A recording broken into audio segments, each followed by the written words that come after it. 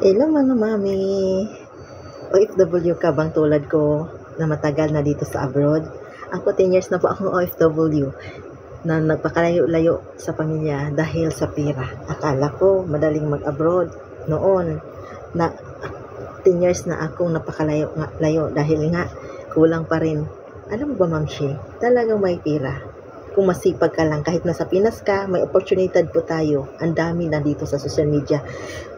Maingay ngayon yung copy and paste. 'Di ba? Lagi mo natin nakikita kahit wala kang reels, no, wala kang followers sa reels, wala kang followers sa TikTok, basta attend ka lang muna ng free orientation. Isa rin ako natutulong ng mami na hindi matiki.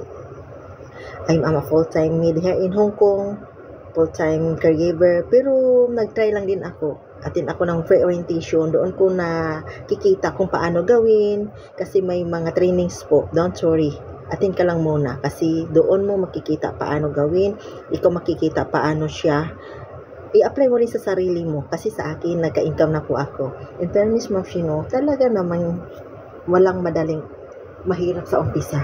Pero pag nasanay ka na, sabi na, you cannot love which you do not understand. Kaya mag-attend ka lang din ng training. Kasi kung malove mo lang siya, Machino, talagang hindi mo malayan na lagi mo na pala siyang ginagawa.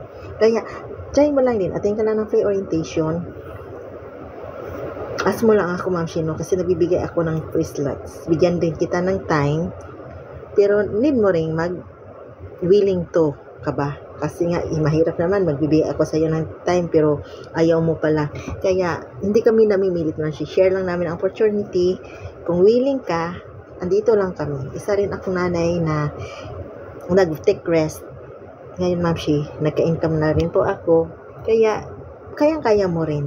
Kaya, walang mawawala, Ma'am Shi, no, kung itry mo rin. Kasi nga sa akin, nagkatotoo. Baka sa'yo, bakit hindi sa'yo magkatotoo? Basta masipag ka lang. Andito ako ngayon, Ma'am Shi, naglalaba, nag-washing, nag-dryer, multiple tasking. Kasi nga, wala namang easy money. Kaya, hari-hari, Ma'am Shi, no? Sa iyo in my inbox. Bye-bye!